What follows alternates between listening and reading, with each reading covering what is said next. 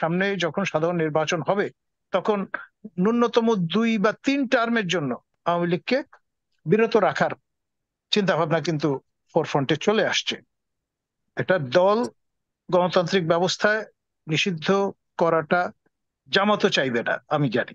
আমাদের মাননীয় সাবেক প্রধানমন্ত্রী শেখ হাসিনার একেবারে রাইট হ্যান্ড লেফট হ্যান্ড যদি বলি আমরা, তিনি ছিলেন দীপুমণি, তার দলের জয়েন্ট সেক্রেটারি জেনারেল।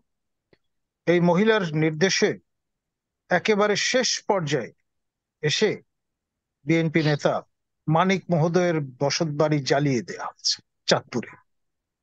এবং এর প্রতিক্রিয়ায় যে ভেঞ্জেন্সটা খেয়াল করে দেখেন, তার হ্যাংসম্যান বলে পরিচিত সেলিম চেয়ারম্যান, যিনি হাজার হাজার কোটি টাকার এই যে বালু উত্তোলন করেছিলেন, অর্থাৎ 78 এই কিলোমিটার তটরেখা জুড়ে আপনার জনগণের বালু তা উত্তোলন করে বিক্রি করে টাকা নিয়ে নিয়েছে। সবগুলো ডিও কিন্তু স্বাক্ষর করেছেন আমাদের দীপুমণি।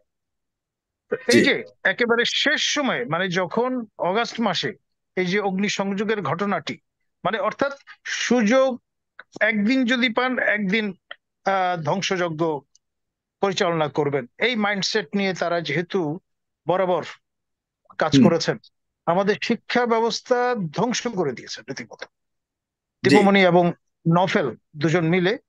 এবং আমি প্রথম, এবং along with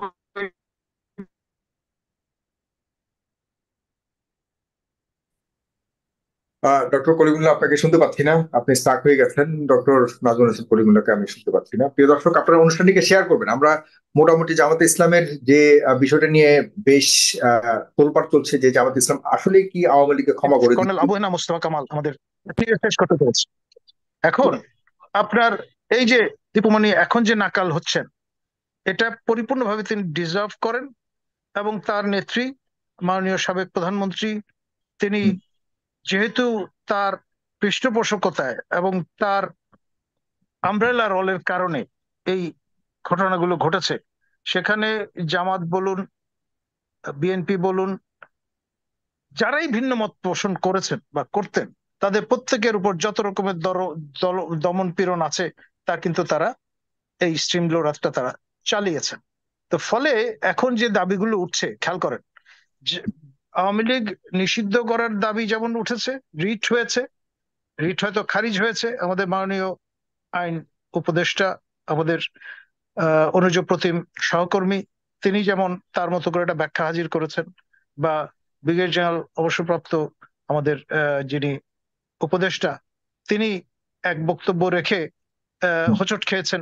তো এই যে ব্যাপারগুলো সবই কিন্তু শেষ পর্যন্ত এসে দাঁড়াচ্ছে এরকম, যে সামনে যখন সাধারণ নির্বাচন হবে তখন ন্যূনতম 2 বা 3 টার্মের জন্য আওয়ামী লীগকে বিরত রাখার চিন্তা ভাবনা কিন্তু ফোরফ্রন্টে চলে আসছে। একটা দল গণতান্ত্রিক ব্যবস্থায় নিষিদ্ধ করাটা জামাতও চাইবে না, আমি জানি। হুম। কিন্তু বিষয় যেটি, সেটি হচ্ছে এই যে 15 বছর টানা নানান রকমের গিমিক বা বাজিগরের মতো ভূমিকা রেখে তারা ক্ষমতা আঁকড়ে থাকলেন। এর প্রায়শ্চিত্ত তো, তারা যদি ক্ষমতার বাইরে না থাকেন বা এই মেইন স্ট্রিম রাজনীতির বাইরে না থাকেন, তাহলে তাদের যে পুনমুসিক ভাবো ঘটনাটি ঘটবে না, এটা কেউ কিন্তু গ্যারান্টি দিয়ে বলতে পারে না। সেজন্য নবগঠিত যে নির্বাচন কমিশন দায়িত্ব নেবেন, তাদের জন্য এই ফুড ফর থটটি অনেকেই মনে করছেন থাকা দরকার। আর জি। যে এই অভিযোগগুলো উত্থাপিত হচ্ছে এখন, কেউ কেউ বলছেন যে অনেক ক্ষেত্রে যারা প্রফেশনাল থাগ, আপনার নৈরাজ্য সৃষ্টি করার প্রক্রিয়ায় যারা সিদ্ধহস্ত, তারা কিন্তু কোথাও বিএনপির ব্যানারে, কোথাও অন্য দলের ব্যানারে তারা হয়তো তাদের যে ট্র্যাডিশনাল প্রফেশনাল কাজকর্মগুলো সেগুলো সংগঠন করছেন।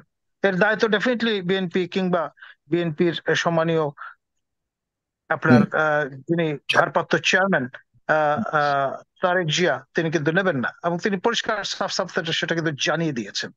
তো ফলে হুম। হ্যাঁ, কিন্তু তবুও ঘটছে ঘটনাগুলি, আপনি কি মনে করেন কিনা এই এর পরেও দায় কি এড়ানোর কোনো সুযোগ রয়েছে বিএনপির? আহ জনাব কলিমুল্লাহ, আপনি আবারও স্টাক হয়ে গেছেন। প্রিয় দর্শক, আপনারা কি মনে আপনার করেন? এখানে আহ, তাদের যে সচেতনতা যে আছে, যে না যে না, আমি যেটি করে বলবার চেষ্টা করছেন, কিন্তু ধর্মের কাহিনী তো কেউ শুনবে না। যারা প্রফেশনাল থাক বা থাকারির সঙ্গে যারা যুক্ত, তারা তো ডেফিনেটলি একবার শেষ দিন পর্যন্ত তারা অপেক্ষায় আছে, দিন গুনছে কবে যৌথ বাহিনী তার অপারেশন শুরু করবে, সেই দিন শেষ মুহূর্ত পর্যন্ত তারা এই কাজগুলো চালিয়ে যাবে। এরকম একটা এরাদা নিয়ে তারা মাঠে নেমে আছে।